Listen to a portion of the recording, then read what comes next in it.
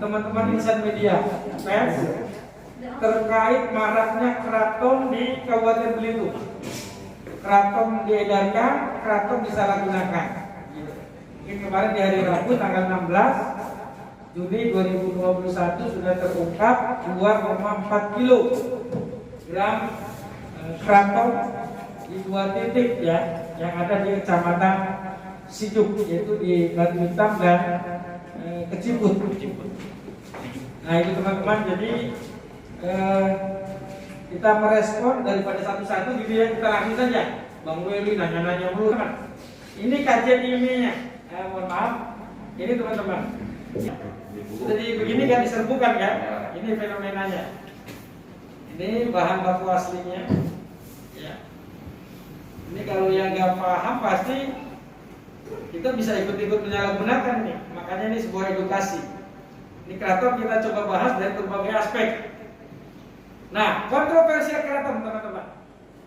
Pertama, kita yakin punya pemahaman yang sama bahwa keraton ini rawan disalahgunakan dan efek samping penggunaan karena dia psikoaktif teman-teman.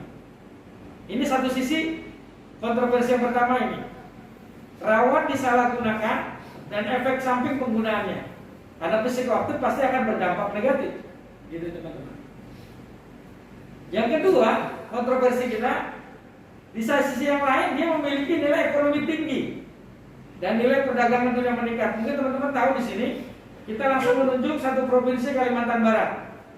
Kenapa gubernurnya Pak Sultan Maji begitu ngotot dalam tanda kutip agar keraton dilegalkan? Karena apa? Bernilai komoditi ekspor. Itu kira-kira teman-teman. Nanti akan saya paparkan. Ya, jadi satu sisi negatifnya ini, di lain sisi memang secara rupiah material dia akan berdampak pada nilai ekonomi, bahkan bernilai ekonomi tinggi. Ya, dia perdagangan kelas dunia. Info yang ada kan 90% stok di Amerika keraton itu kan berada dimuat di Kompas TV akan terus mendorong supaya keraton tidak dilarang. Sebab menurutnya keraton dapat menjadi barang ekspor unggulan di Kalimantan Barat. Tadi yang saya bilang kontroversi yang kedua tadi ini karena bernilai ekonomi tinggi. Ini berita Kompas 11 Desember 2020. Kita ambil ini jadi rujukan ya. Kita lihat polemiknya sekarang. Pak Sutarmiji ini Gubernur Kalimantan Barat, coba lihat. Ketika BNN akan melarang peredaran dan jual beli keraton sampai tahun 2023 mendatang. Ini teman-teman di garis bawah. Jadi kita masih punya waktu 2 tahun. Bayangkan 2 tahun pemakan korban. Tapi itulah keputusan pemerintah. Karena baru tahun ini nanti semacam ada final statement kan? Kan gitu. Nah untuk itu, ini BNN, nah untuk itu dia, Pak Sutarmiji ya, saya akan mengambil langkah untuk memperjuangkan komoditi ini karena ini sebenarnya bisa menjadi potensi bagi daerah kita. Maksudnya kapan? Ini. Jadi ini dia konflik interestnya pada sisi nilai ekonomi yang begitu tinggi. Kontroversinya. Kita lihat statement dari salah satu anggota DPR RI kita, Pak Paman Abdurrahman. Kami sudah mendorong keraton itu bersama Komisi 4, Badan Pengawas Obat dan Makanan dan Komisi 4 agar memiliki aturan legalitas yang jelas dan terbukti. Ya. Kementerian Pertanian sudah mengeluarkan surat bahwa keraton tidak masuk dalam tanaman bahan psikotropika, padahal dia psikoaktif. Ya. Tapi Bu Menteri Keuangan Sri Mulyani tidak perlu pusing cari devisa kalau tanaman keraton dijadikan komoditas ekspor di Indonesia. Itu pemilik interest ya? Iya. Gitu loh. Ya. Aspek kesehatan dan hukum sekarang. Apa kata BPOM? Surat edaran Deputi Bidang Pengawasan Obat Tradisional, Kosmetik dan Produk Komplement nomor HK 04.4.4.2.49.09.1740. Kita lihat. Tahun 2016 loh ya, 5 tahun yang lalu. Tentang pelarangan penggunaan mitra G spesies keraton, hasil keraton dalam obat tradisional dan suplemen makanan. Pengaturan BPOM tidak dapat diberlakukan terhadap ini kebelakang negara keraton. Itu versi BPOM. Itu versi Kemenkes.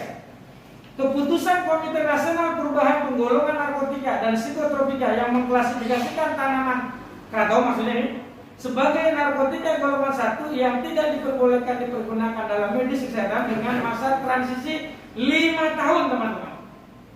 Ini sehingga teman-teman kalau memaksa kita di tahun ini ya belum bisa karena masih menunggu yang 2023 bukan berarti kita hemat info, tapi kan kita juga harus menghargai yang ya nanti kita buka dialog, versi Kemenkes, versi BNN kita lihat surat kepala BNN ya nomor dan seterusnya ini sikap BNN terkait peredaran dan penyalahgunaan kratom di Indonesia yang waktu itu hingga saat ini tidak ada dasar hukum yang mengatur larangan penanaman, budidaya, distribusi, pemasaran daun kratom. Jelas kan ya? Jelas kan? Nah, simplisi atau ekstrak kratom atau konsumsi secara individu namun kratom dilarang digunakan. Jadi ini kuncinya di sini. Kalau bicara hukum teman-teman, hingga saat ini tidak ada dasar hukum. Itu loh teman-teman. Jadi mau dikejar kemanapun tidak bisa gitu. Nah, kan ini apa? Jadi ini supaya teman-teman jangan hukum ini kuncinya di sini. Tidak ada dasar hukum. Nah, tadi kita di sini sudah sepakat, teman-teman nih. Jadi versi BNN belum bisa untuk bicara hukum karena apa? Hanya memang pada saat Kementerian Pertanian membuat itu diprotes karena apa? Dampak kalau kemudian dibuka lebar-lebar terjadilah apa disebut dengan penyalahgunaan. Nah, ini aspek ekonomi ya teman-teman sudah banyak tahu tadi ya. Indonesia merupakan penghasil kratom terbesar dan bahkan 90% impor kratom Amerika berasal dari Indonesia.